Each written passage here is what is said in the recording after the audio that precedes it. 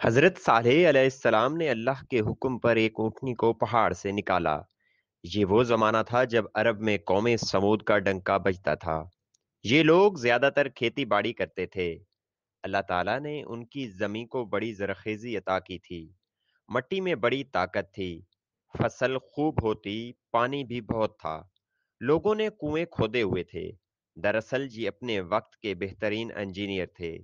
ان کے محلات، قلعے اور مکان ان کے ہنر کا منہ بولتا ثبوت تھے۔ میدانوں میں بڑے بڑے محل تو ہر زمانے میں بنائے جاتے ہیں، لیکن قوم سمود کا حیران کن ہنر پہاڑ تراشنا تھا۔ یہ لوگ کسی مناسب پہاڑ کا انتخاب کرتے، پھر اسے تراشنا شروع کر دیتے، یہاں تک کہ پہاڑ میں مکان بنا ڈالتے۔ یہ مکان غار نما ہرگز نہیں تھے، بلکہ ان میں ہوا اور روشنی کا مناسب انتظام ہوتا۔ پہاڑ میں تعمیر ہونے کی وجہ سے یہ بہت مضبوط ہوتے تھے۔ انہی خوبیوں کی وجہ سے پورے علاقے میں ان کا جتنا خوشحال اور طاقتور ملک کسی کا نہیں تھا۔ اور یہ خوشحالی اور طاقت ہی کا گھمنڈ تھا کہ جس نے انہیں مغرور اور ظالم بنا دیا۔ ارد گرد کی بستیوں پر ظلم کرنا ان کے لیے ایک کھیل کا درجہ رکھتا تھا۔ خدا کی بخشی ہوئی نعمتوں کی وجہ سے سمود کے لوگ عیش کی زندگی بسر کر رہے تھے، اور اپنے نبی اور رسول حضرت ہود علیہ السلام کی تعلیمات کو بھلا چکے تھے۔ انہی حالات میں ایک نوجوان کا چرچا ہوا۔ سرخ و سفید رنگ، لمبے قد اور مضبوط جسم کا مالک یہ نوجوان عام لوگوں سے الگ تھلگ رہتا تھا۔ اسے اپنے زمانے کی فضول رونقوں سے کوئی دلچسپی نہیں تھی۔ اسے بت قدوں میں رکھے ہوئے بتوں سے بھی سخت نفرت تھی۔ لوگ اس کی زبان سے بتوں کے متعلق نفرت کے کلمات کئی دفعہ سن چکے تھے، لیکن اس کی شرافت اور دیانت کی وجہ سے اسے کچھ نہیں کہتے تھے۔ اس نوجوان کا نام صالح تھا، ایک مغرور قبیلے کا باوقار شخص جسے اللہ نے اپنا نبی بنایا۔ حضرت صالح علیہ السلام نے شہر کے بڑے بڑے لوگوں کی دعوت کی۔ انہوں نے کھانا کھلانے کے بعد لوگوں کی آمد کا شکریہ ادا کیا اور انہیں بلانے کا مقصد بتاتے ہوئے کہا، اے لوگو، آج میں نے تمہیں وہ باتیں یاد کرانے کے لیے بلایا ہے جن کو تم بھول چکے ہو۔ مجھے علم ہے کہ تم اس بات کا انکار نہیں کرتے کہ اللہ ہی نے تمہیں اور تمہاری زمین کو بنایا ہے، لیکن اس کے باوجود تم اس کی عبادت کرنے کی بجائے جھوٹے خداؤں کے سامنے جھکتے ہو۔ اے میری قوم کے سردارو، یہ گمراہی چھوڑ دو۔ ایک اللہ کی عبادت کرو، وہی تمہارا اصل رب ہے۔ اسی سے اپنے گناہوں کی معافی مانگو اور سرکشی کا رویہ چھوڑ دو۔ حضرت صالح علیہ السلام کی گفتگو کے جواب میں ان سرداروں نے کہا، اے صالح، ہمیں تم سے بہت سی امیدیں تھیں۔ ہم تمہیں بہت معزز اور باوقار شخص سمجھتے تھے، لیکن تم نے ہمیں گمراہ کہہ کر ہمارے باپ دادا کے دین کو گالی دی ہے۔ تمہاری کوئی بات ہماری سمجھ میں نہیں آئی۔ آخر ہم ان خداؤں کی پوجا کیوں چھوڑ دیں جن کو ہمارے باپ دادا پوجتے رہے؟ تم نے ہمیں بہت مایوس کیا ہے۔ حضرت صالح علیہ السلام نے انہیں سمجھانا چاہا، لیکن وہ ناراض ہو کر وہاں سے اٹھ آئے۔ انہوں نے حضرت صالح علیہ السلام کو خبردار کیا کہ اگر انہوں نے یہ باتیں عام لوگوں میں کیں تو نتائج وہ خود ذمہ دار ہوں گے۔ حضرت صالح علیہ السلام نے سرداروں کی دھمکی کو کوئی اہمیت نہ دی اور اپنی رسالت کا عام اعلان کر دیا۔ یہ خبر جنگل کی آگ کی طرح پھیل گئی کہ صالح نے رسول اللہ ہونے کا دعویٰ کر دیا ہے۔ انہوں نے اپنی قوم کو بتایا کہ وہ حضرت نوح علیہ السلام اور ہود علیہ السلام کی طرح کے رسول ہیں۔ ان کا انکار کرنے پر اللہ ان پر عذاب نازل کرے گا۔ مگر طاقت کے غرور میں پڑے ہوئے سرداروں اور مذہبی لیڈروں نے لوگوں کو یہ کہہ کر تسلی دی کہ اگر وہ اللہ کی نافرمانی کر رہے ہوتے اور گناہ کی زندگی بسر کر رہے ہوتے تو اللہ انہیں پورے عرب میں اتنی عزت نہ دیتا، ان کی زمینوں کو اتنا سرسبز نہ بناتا اور ان کے محل اور پہاڑوں میں تراشے ہوئے مکان اتنے عمدہ نہ ہوتے۔ بت خانوں کے مالک یعنی کاہن کہتے ہیں، اے لوگو، خود سوچو، جو ہاتھ گناہ گار ہوں ان ہاتھوں میں اللہ یہ ہنر کیوں پیدا کرے گا جن کی وجہ سے وہ پوری دنیا میں معزز بن جائیں؟ کچھ جھوٹے دانشور دور کی کوڑی لائے اور کہنے لگے، دراصل اس صالح علیہ السلام کا علیحدہ اور تنہا رہنے سے نعوذ باللہ ذہنی توازن بگڑ گیا ہے۔ اس لیے یہ اپنے باپ دادا کو گمراہ قرار دے کر ایسی بہکی بہکی باتیں کر رہا ہے کہ کچھ زیادہ ہمدردی جتانے کو تو کہتے بیچارے صالح پر کسی بدروح کا سایہ پڑ گیا ہے۔ بعض تو یہ کہتے تھے کہ یہ باز نہ آئے کہ صالح جادوگر ہو گیا ہے۔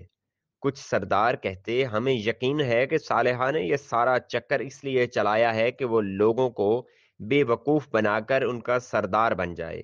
یہ بہت چلاک شخص ہے، لیکن حضرت صالح علیہ السلام نے سرداروں اور بت قدوں کے کہنوں کی باتوں کی کوئی پرواہ نہ کی اور اپنی تبلیغ جاری رکھی۔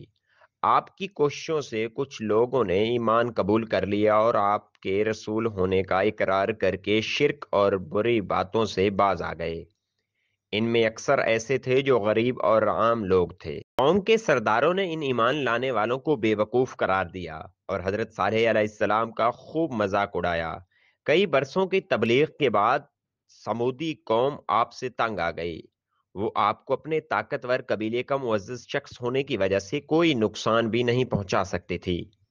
ان دنوں قبیلے کے کسی فرد کے قتل ہو جانے پر جنگ کا لمبا سلسلہ شروع ہو جاتا تھا۔ چنانچہ قوم کے سرداروں نے بت قدوں کا کہنوں سے مل کر ایک وفد بنایا۔ یہ لوگ حضرت صالح علیہ السلام کے پاس گئے اور کہا، اے صالح، ہم تمہاری باتوں سے سخت تنگ آ گئے ہیں۔ تمہاری عذاب کی دھمکیوں نے ہمارا جینا مشکل کر دیا ہے۔ ہماری خوشحال اور رنگین زندگی کو تم نے کباب میں ہڈی بن کر تباہ کر دیا۔ اس موقع پر ہم تم سے صاف صاف باتیں کرنا چاہتے ہیں، وہ یہ کہ تم کوئی معجزہ دکھاؤ۔ اگر تم نے ایسا کر دیا تو ہم تم پر ایمان لے آئیں گے۔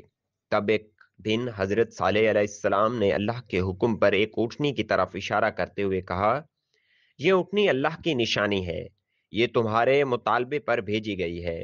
اس لیے ایک دن یہ پانی پیے گی اور دوسرے دن تم اگر اس اونٹنی کے باری کے دن تم نے کنویں سے پانی حاصل کرنے کی کوشش کی یا اس اونٹنی کو نقصان پہنچایا تو تم پر اللہ کا عذاب آ جائے گا۔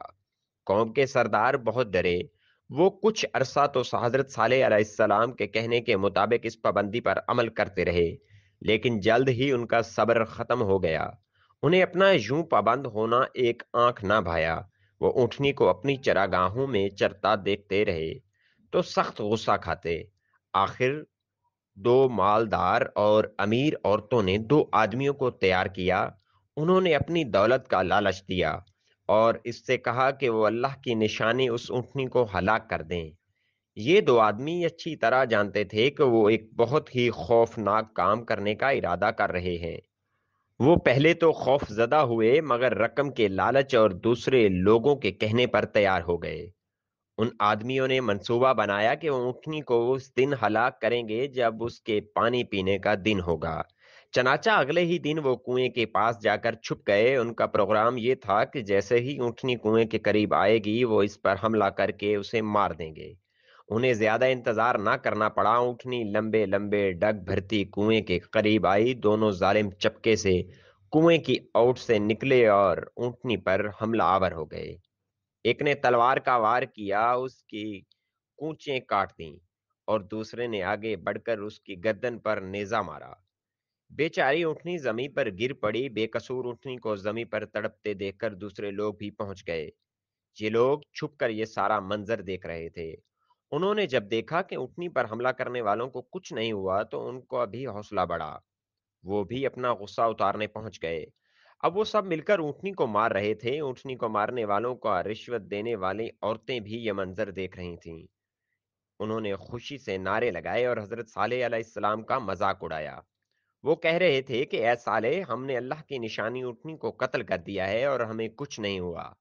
یہ بے وقوف لوگ نہیں جانتے تھے کہ انہوں نے اللہ کی دی ہوئی مہلت کو اپنے ہاتھوں سے ختم کر لیا ہے۔ حضرت صالح علیہ السلام نے یہ خبر پہنچی تو آپ کی آنکھوں میں آنسو آ گئے۔ آپ نے فرمایا کہ اب قوم سمود کی مہلت ختم ہو گئی ہے۔ ان لوگوں پر 24 گھنٹوں کے دوران ایسا عذاب آئے گا کہ ان کی بستیاں عبرت کا نشان بن جائیں گی۔ حضرت صالح علیہ السلام کی یہ بات جب اونٹنی کے قاتلوں تک پہنچی تو وہ بہت خوف زدہ ہو گئے، لیکن معافی مانگنے کی بجائے انہوں نے حضرت صالح علیہ السلام کو شہید کرنے کا منصوبہ بنایا۔ تو قبیلے اکٹھے ہوئے اور ہر قبیلے سے ایک ایک جنگجو منتخب کیا گیا اور فیصلہ ہوا کہ رات کو حضرت صالح علیہ السلام کے گھر پر حملہ کر کے ان کا قصہ پاک کر دیا جائے۔ انہوں نے ایک دوسرے سے وعدہ لیا کہ حضرت صالح علیہ السلام کو شہید کرنے کے لیے سب قبیلے ایک دوسرے کا ساتھ دیں گے۔ یوں حضرت صالح علیہ السلام کا قبیلہ باقی قبیلوں سے بدلہ لینے کی جرت نہیں کر سکے گا اور ڈر کر خاموش ہو جائے گا۔ لیکن اللہ تعالیٰ نے اپنے قانون کے مطابق ان کافروں کو اپنے منصوبے پر عمل کرنے کی مہلت ہی نہ دی۔ اللہ تعالیٰ نے قانون ہی ہے کہ جس نے رسولوں کو ان کی قوم یوں شہید نہیں کر سکتی۔ اگر قوم اس کی کوشش بھی کرتی ہے تو اس پر عذاب آ جاتا ہے۔ چنانچہ حضرت صالح علیہ السلام نے حکم دیا اور وہ اپنے ماننے والوں کو ساتھ لے کر راتوں رات وہاں سے نکل گئے۔ اسی رات وادی میں ایک خوفناک طوفان آیا۔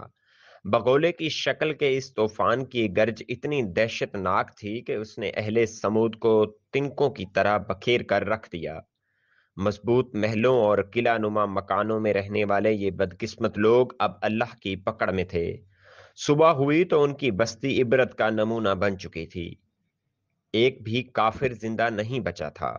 مکانات اور محلات کا تو ذکر ہی کیا، پہاڑ بھی یوں نظر آ رہے تھے جیسے ہوا ان کے آر پار ہو کر گزری ہو، اور یہ پہاڑ اور محل پتھروں کے نہیں بلکہ کپڑے کے بنے ہوئے تھے، اور ہوا نے آگ کی طرح ان کو جلا کر تباہ کر دیا تھا۔ حضرت صالح علیہ السلام ایمان لانے والوں کے ساتھ فلسطین کے علاقے رملہ کے قریب آ کر آباد ہو گئے اور باقی زندگی وہیں گزاری۔